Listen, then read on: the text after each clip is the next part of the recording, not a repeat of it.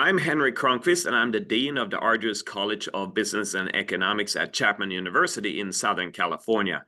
And today we're very excited to be able to talk to Alexandra Younan. And she is a class of 2019 from Chapman, and she's working for her family business. Hi, everyone. My name is Tori Nguyen. I'm the class of 2026, and I'm your Arduous College of Business and Economics Senator. And we are so glad to have Alexandra with us today. Alex, your first question of the day is students are usually trying to find their place all over Chapman. Is there a club or an organization or even a class at Chapman that helped shape your career? I wasn't particularly involved in any clubs while at Chapman, but I do remember one class that I specifically took at Chapman with Professor Marshall Toplansky. It was marketing analytics. And my first 3 years at Chapman, I didn't really know exactly what field I wanted to go into. I was a business major. I actually had a law minor. So I was originally planning on doing something in the entertainment law industry. And then over the course of 3 years, I was taking different classes that the business major required. I ended up taking a marketing class, like a few marketing classes, and then doing a marketing emphasis. And then that one class that I took with Professor Toplansky turned out to be really great for me because I felt like it really excited me to just kind of analyze the different consumers, see what they want. Something simple like sending a follow-up email to a customer can generate an extra sale, or analyzing a certain demographic to create a campaign specifically for that demographic. These different campaigns, I realized that you can really make a difference with your sales, with your marketing efforts. And so that was one class that I really enjoyed. And then it made me really want to take a career in marketing instead. That's great. Thanks for sharing that. So you're a marketing and branding expert, your family's business has a lot of different products, and you're overseeing all the marketing and branding. So for our students that want to go into marketing and branding, what would be some of your advice for them in terms of what they should do to best prepare? Yeah, a couple things. I think just learning how to adapt is a really great tool to have when entering the marketing field.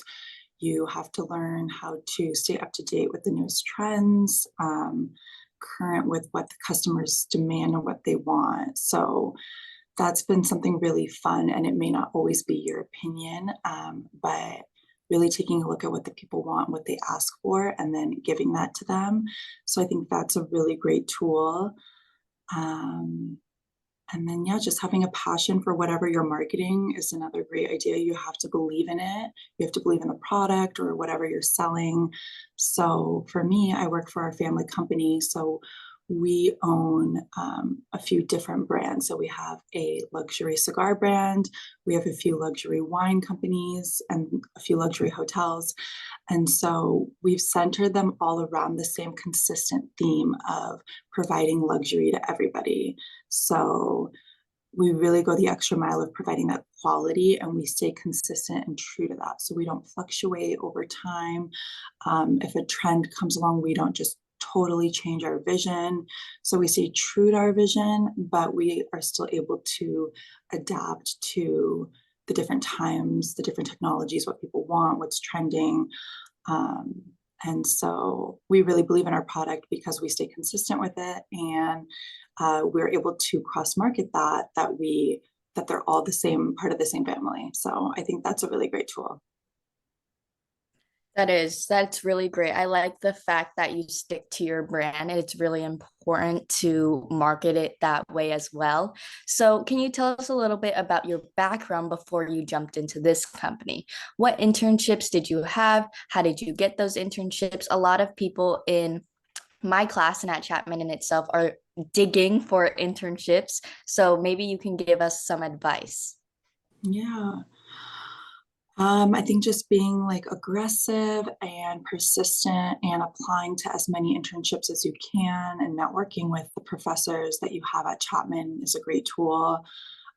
Professor Toplansky, I remember, helped me a lot. I met with him a few times and he gave me connections, and I ended up getting a marketing job because of that through LinkedIn. I just was messaging them consistently. Then they said, we have a job opening. They called me one day, can you start Monday? So you can get like 50 rejections, but if you just stay persistent, you'll get one.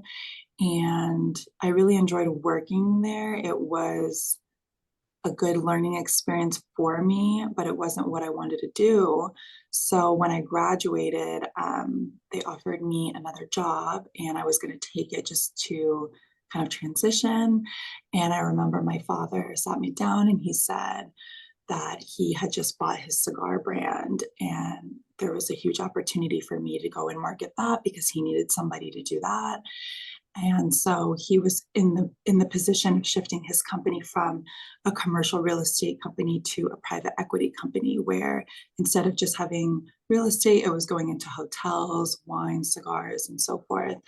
And so he said, I would really love if you came and worked for me and helped out and learned what I have to teach. And so I thought it'd be a great opportunity. So I took it. And for the last like 4 years now, I have been really growing my role in the company and growing our brands across the world. So now our liquor, our cigars are all available globally. And then I also help the management of the marketing for the hotels. And we own about 9 different castle hotels all throughout Europe, where it's very boutique, luxury, high-end service. So you could have a butler serving you, but you could also order room service. So that's another thing that we do with staying true to ourselves, is that we always try to differentiate ourselves and offer something that's not being done before. So we felt there was these outdated castle hotels in Europe where every time we went in, we wanted to stay there, it was, you know, like an outdated shower, or the kitchen closed at 10 p.m. or you couldn't order this or that. So we really wanted to offer that environment, that authentic feeling, but high-end service where you could be served till 4 a.m. or we have a full service bar at our poolside. We have a spa, we have golf courses and country clubs. We have full gyms at our properties. So we just try to differentiate ourselves in whatever marketplace we're entering by really offering something not being done and the best of the best. I feel, Alexandra, now I'm ready for a vacation at one of the castles. I can definitely see myself enjoying that. So you were sort of fortunate that your father had invested in this cigar brand, and then you were graduating from Chapman, so that created an amazing opportunity. Can you tell us and our listener a little bit about maybe one project that you were driving?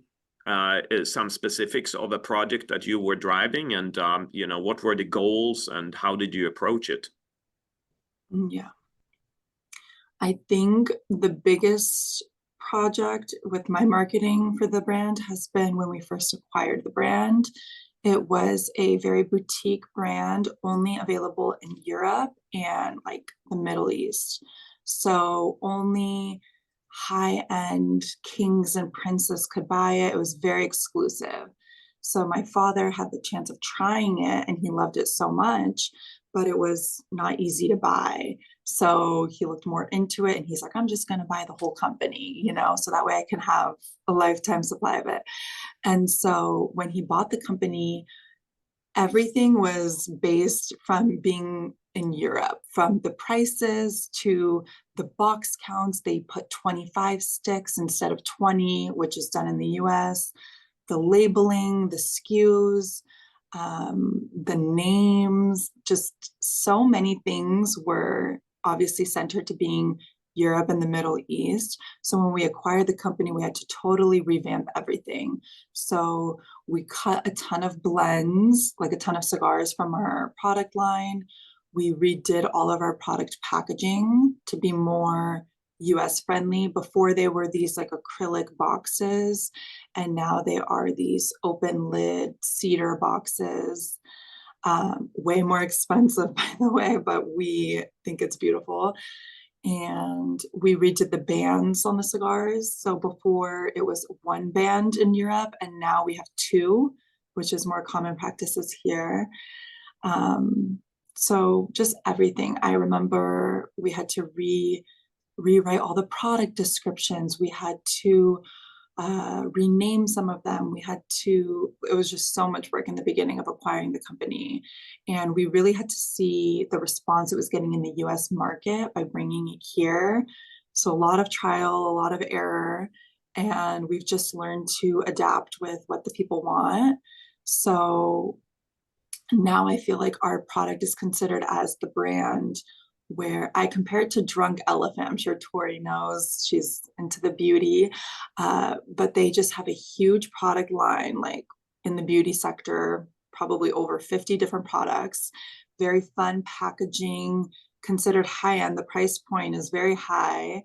And then they have a product for everything: hair, nails, lips, whatever. So we're the cigar brand where before everyone was doing it the same. It was the same outdated brown packaging, the same cigar sizes, all the same. So we came in, we made larger ring gauges, and people at first thought that's funny. They're fat cigars, but we said, no, we're giving you more tobacco. It's more flavor. We did the fun packaging, the fun colors.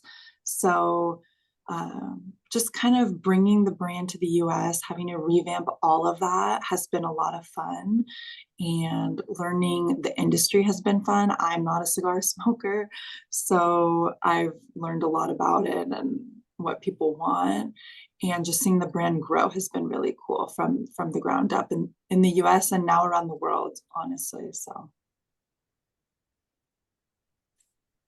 That's great to hear. I'm so intrigued by the fact that you can market a product without even using it, which shows just go your skill and everything like that. So, for the last question, can you tell us what does it take to build a company from the ground up? I guess since you're such a first perspective from your father, maybe you can say how you hire employees, a strong passion, how the operations work within the company in itself. mhm.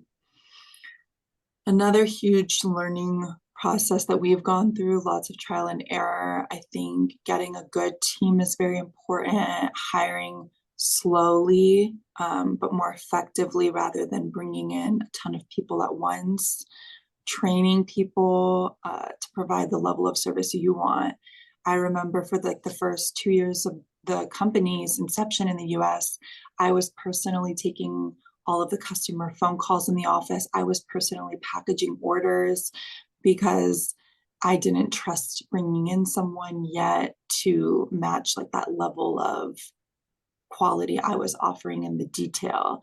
So it does take a lot of work putting into place systems where you can scale the company, where you can bring in other people to take over other jobs that you were once doing so that you can scale it where it's at a way bigger level. So that has been a learning curve, but we've brought people in slowly that we've trained the right way. So I really recommend that. And then, yeah, just learning to adapt. You know, you're always going to go through obstacles, and we always say here that we talk about the solution 99% of the time and the problem just 1% of the time, because there's always a solution. So not freaking out and letting one problem take you off the course of your vision, because you're going to go through a lot of that when starting a company, and just remaining positive and true to your vision. Like I said, never, and a lot of the time you see brands get confused when trends happen and they want to be cool. So then they kind of follow the trend and then it like doesn't match their vision, you know? So just always staying true to your vision and following that, I think, is important. That's great. I think this was really a jam-packed session here where we learned a lot. We were talking to Alexandra Younan today, class of 2019 from Chapman, who is an up-and-coming marketing executive with her family business. And we really appreciate the opportunity to talk to you today, and we wish you a lot of success in the future as well.